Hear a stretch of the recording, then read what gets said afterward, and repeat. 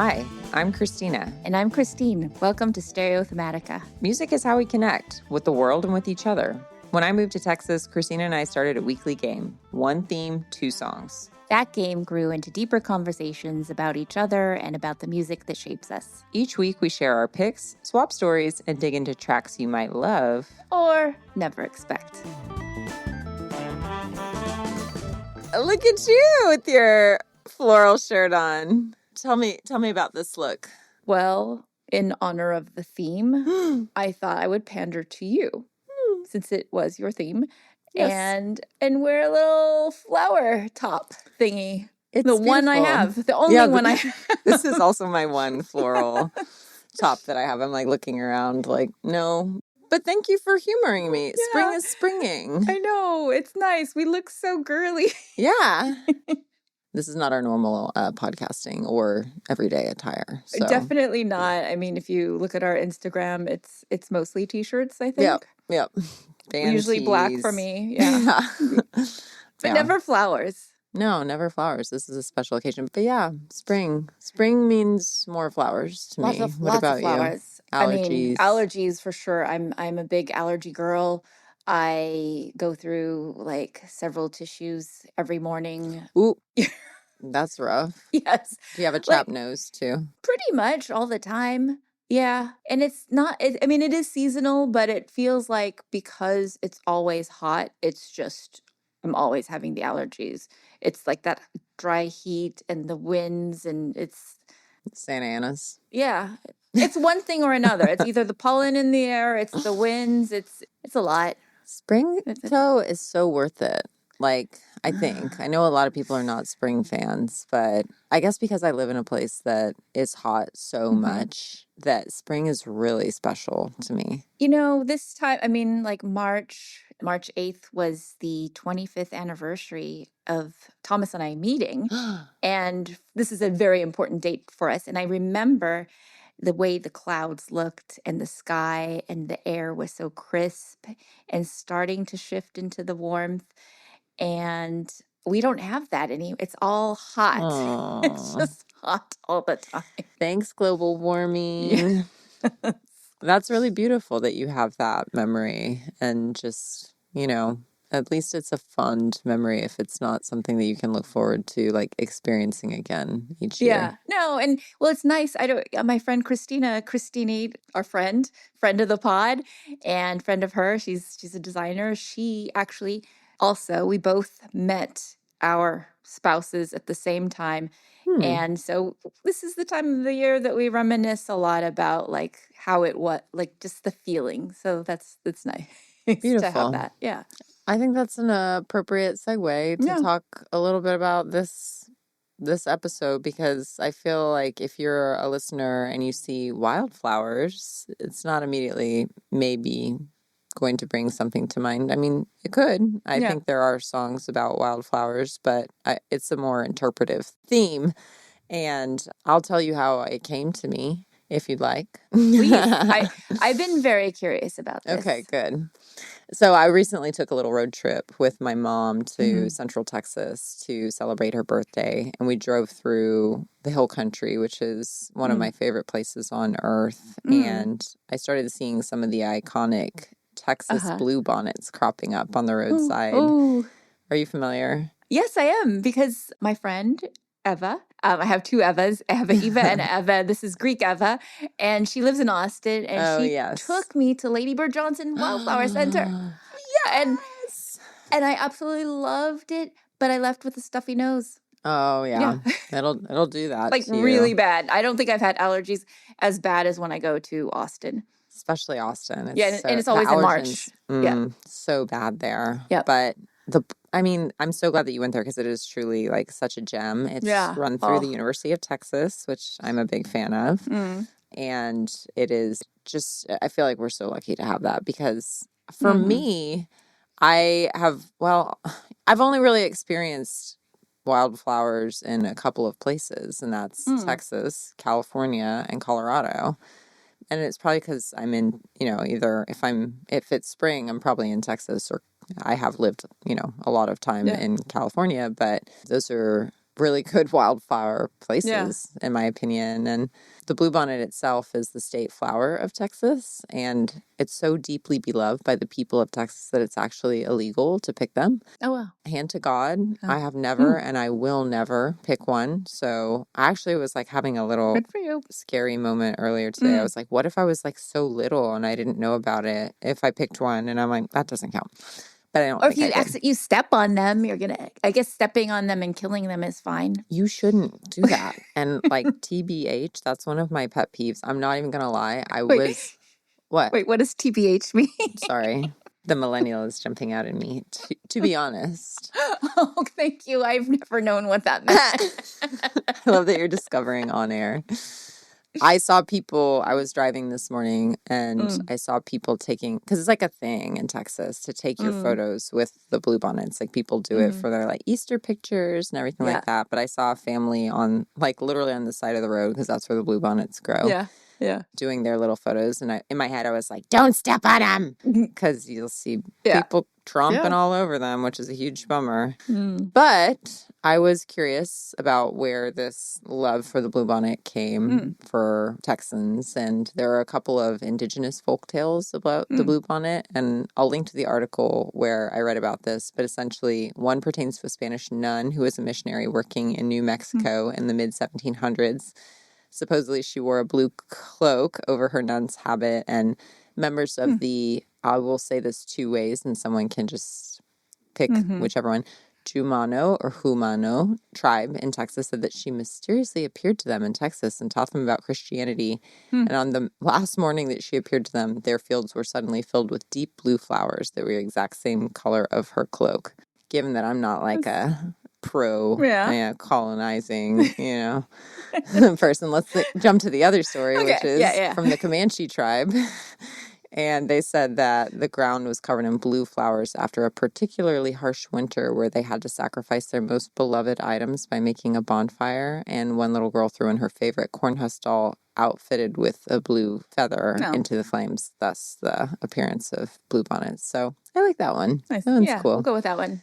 But I love a legend. I love storytelling more than anything. I love wildflowers, and the bluebonnets are spectacular. So I wanted to recreate the feeling of driving through the fields of bluebonnets. So I started thinking of songs that reminded me of them. Of course, Tom Petty's Wildflowers came to mind, which is a song I truly love.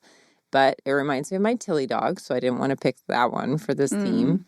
And then there's Minnie Riperton, Les Fleurs. Did I say that right? Les Fleurs. Thank you. Love that song too, but it wasn't the same thing. And then I just started thinking, what's so special about wildflowers? They're a burst of color on the side of the road that sometimes can literally make you say, wow. And I hope I'm not scooping anything from your experience, a native Californian, but I have felt overwhelmed by the beauty of the California super bloom of the bright orange poppies and how special it is to be around these beautiful, fragile plants. So colors, and you can't hear it, but I'm saying with a U, like the British. Oh, I hear it. Oh, thank you. Cheerio. Colors were my inspiration for Wildflowers, and as such, I picked Colors with a U by Hot Chip from their 2008 album, The Warning. Colors and colors and colors of colors, colors and colors and colors of colors. What did you think of this song, Christine? Oh my God. Well, the theme, the song, it just felt like a warm hug from the music heavens. It was so perfect. I added it to my Apple Music, so that says a lot. Yes. I felt like it was a lot like Kraftwerk, but with like even more humanity. I'm kidding. I mean, I know Kraftwerk has a lot. I know. Don't hate me, Kraftwerk. You're getting in trouble. But you know what I mean. I just thought it was a very beautiful song for the moment for me. And I can't wait to hear more about it. I actually added this, you know how I have an Infinite Jest playlist? I do know, but maybe not all of our listeners know. I have an Infinite, sometimes for books I'll make playlists, and I felt like this fit into that. We'll talk about that another time, but thank you. I loved it. I'm honored. Thank you. It's really nice to hear that because I do love this song. It's like, to me, it's very repetitive in a calming way. And while Hot Chip is one of my favorite electronic bands, their lead singer has such a beautiful voice that it's almost comical that he's the singer for an often like very dancey, very remixed band because I don't know. I feel like for the genre, you're not necessarily seeking out like, oh, this guy's got the best voice. Let's get him in my like, drum and bass, like crazy remix. So anyway, this song isn't really hitting you over the head with the electronica, in my opinion. It's got its little moments with some of the bips and, little weird musical distortions, but it is sweet. And it actually makes me sad for some reason. And while I was preparing for this episode yesterday, I was listening to it, just close listening, and I was just crying because it felt so beautiful and really, really nice. And I kind of feel that way about Wildflowers, too. They're so breathtakingly beautiful, but for such a short time, you have to cherish your time with them because it's so temporary and you have to wait all year to see them again if you're lucky. And I hope our California and Texas listeners will make some time to see the Wildflowers. I recognize by the time this episode comes out, it's like the cusp of when things will be available. But if you're not in California or Texas, I would absolutely love to know about your state's wildflowers too. If you'd like to share that with us, please do, because it would really mean a lot to me.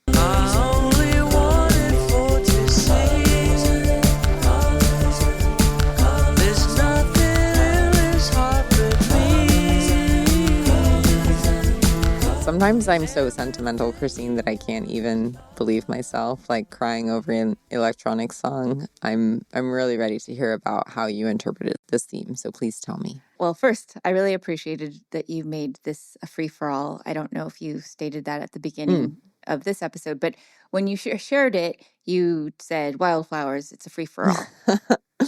And so I thought you meant like, you're going to do it this way, but you can do what you want. Am I right in thinking that? 1,000%. Okay. Yeah. Okay, good. So the fact that you gave me this freedom wanted me to stick to the theme even more. Classic. So I wanted to go with something that felt colorful and warm and fresh, and maybe something I didn't have attachment to. As you know, and as some of our listeners know, it was a pretty devastating week for me. And when you initially shared this theme, and while I'm not quite ready to talk about it here, I just wanted to acknowledge that context. I think you even asked if I wanted to skip the game that week, but I really wanted to keep it because one of the main purposes of this show is talking about how music is a form of therapy. And it's always interesting to see what sort of emotions come up with certain songs.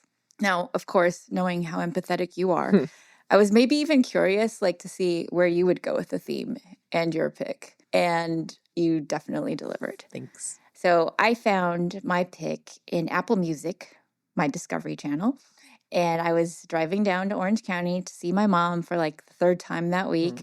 I think I needed just to dissociate. I'd already been listening to the songs that make me feel a lot. It was like I was all cried out. And I was prepared to do this like ADHD thing of skipping through the music until I found something that felt right. And it really delivered, this Discovery playlist, I gotta say. So a song came on in a language that I suspected was like from the Scandinavian region, and it immediately gave me the chills. And I think I sent it to you just like later that evening. It happened to be a Sunday, so that's like the cutoff date, the supposed cutoff date. And the song is Undantag, which is Swedish for exception. And it's from the Swedish band Dinar Organ.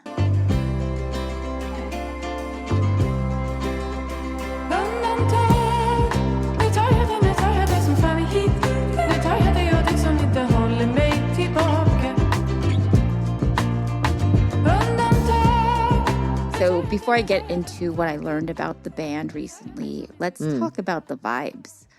This choice was all vibes-based for me. I sent it to you before I even knew what the song meant. Like I didn't know what the title was translated to. So I know you liked it.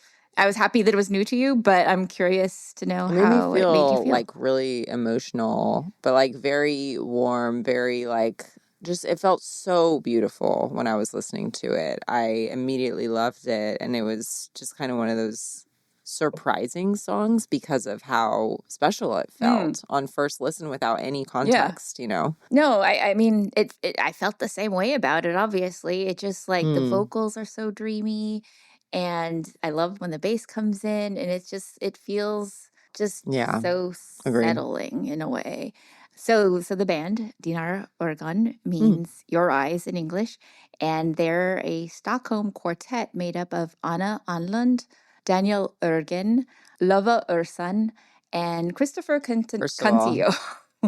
kudos on that Swedish I language pronunciation just now. Well, I don't know. We'll see. I looked it up, but I can't be certain. So if there are any Swedish listeners that want to correct me, Christopher Cantillo, I don't know. I'm pronouncing that the Spanish way. So the song Undang Tag is on their debut self-titled album from 2021. And this is the first Swedish song we've talked about on the show, though not the first in our game. And eventually we'll get to that one. But you know what one? It was you. Well, you picked, yeah, because I love Jens Lekman. He's my guy. Okay, yeah. And we'll tease it for a future episode. Did I give it away? No, not at all. But I think we will share the theme for that one was funny. So something to look forward to. But anyway, when Googling around, you can find several reviews that describe the band as sounding like the love child of Fleetwood Mac, Eric B. and Rakim, Krungbin, and obscure B-side singles. I love all of that. That's like right up my alley. No, it is. Yeah. I know, right? And it's always in quotes, so I kind of wonder if it's like something from the band's website that's even better. Because then, but either way, I mean, can you imagine if you didn't like any of those bands and they were like, "This is who this band sounds like," and they're like, "Crap." No, I know. But yeah, it totally makes sense. And you know what else? I don't know if you experienced this like in reruns as a child, but there was the Schoolhouse Rock on Saturday morning cartoons. Did you have that? I think we watched it in school. Syndication. And that's sad because, I was in school in the 90s and those came out in the 70s? Yeah, pretty much. But it was special. I could see where they would want to share that with you. I don't know. But it kind of reminds me of the music from that time, which was a lot of times just like 70s vibe music in a way. So yeah, that was kind of like sweet to have that. Which song do you remember from Schoolhouse Rock? Oh man, I mean, obviously like the Schoolhouse Rock. Yeah. I'm not prepared to but do this. The one that I always used to sing when I was in college, not even when I was younger, I would just walk around and going, "The Great American Melting Pot." Melting pot. There was the other one about the bill on Capitol Hill, but no, the Capitol Hill song. Yeah, say goodbye to your Constitution. Too soon. I know. Let's keep it light. Okay. Okay. So their rise has been pretty quick. They formed in 2020, released their debut album in 2021. Their second album, OAS, which is Oasis, in 2023, won 2 Swedish Grammys. And that is not Grammy with a Y, but with an I. Their third album, Orion, or I don't know how to pronounce, Orion, followed in 2024. And a fourth album, Maniskobam, was just released in February 2026. And I've listened to a little bit of it. It's just as gorgeous. I think you're going to love it. And so I was like, when I saw that, I was looking around and then I come across this amazing TikTok. I didn't even know you knew how to access TikTok. I know, because I Googled, and so then it took me to this guy from London.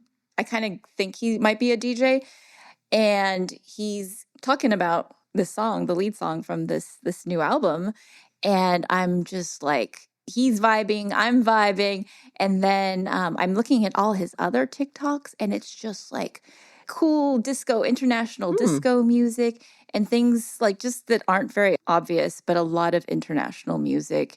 And so, like, we'll share his TikTok. I hate the interface. It makes me so uncomfortable.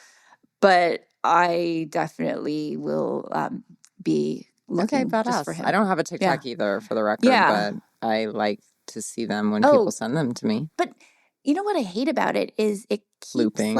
That looping into the next one. That's how they creepy, hook you, right? Yeah. Oh, I hate it. And what is his name? His name is Pri. Okay. So we'll share. We'll put that in the show notes. But there's not a whole lot written about them or this album. There was a delightful review of their second album on the Pop Corporation website, and they open with the perfect first line. Sometimes good music feels like it actively nourishes you, and one such band that are better than vitamins are Sweden's Dina Organ. Seriously, you'll actively feel better about your insides after listening to them. And truly, I did. I love that.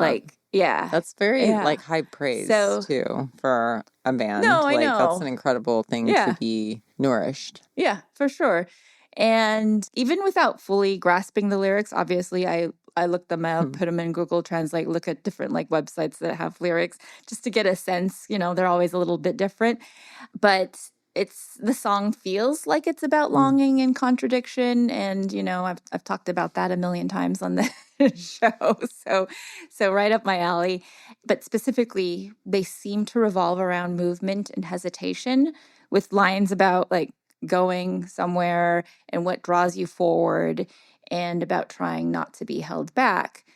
And the word exception, the song's title, returns over and over, and it's this uplifting feel, but with so much yearning to it. And then there's also these moments where they talk about drawing up or trusting in what it means to be alive or to live, and then knowing what they want, knowing what you want. And yet the song ends with the idea that it becomes nothing, or maybe nothing matters.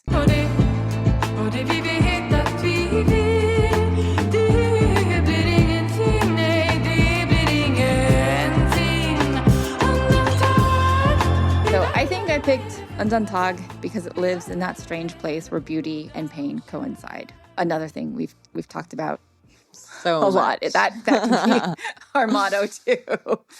I mean, you get this feeling of reaching and returning at the same time. There's this push and pull of existence, which, as sad as it might be, especially given the context of when I'm learning about this song, it really did make my insides feel better.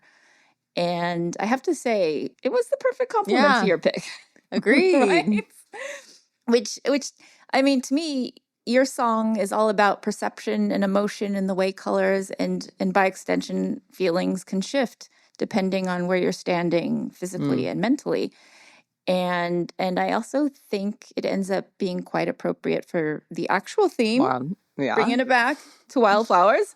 I mean, they're obviously beautiful, but they're so unruly, and they grow where they want. They show up in the cracks in the roadside.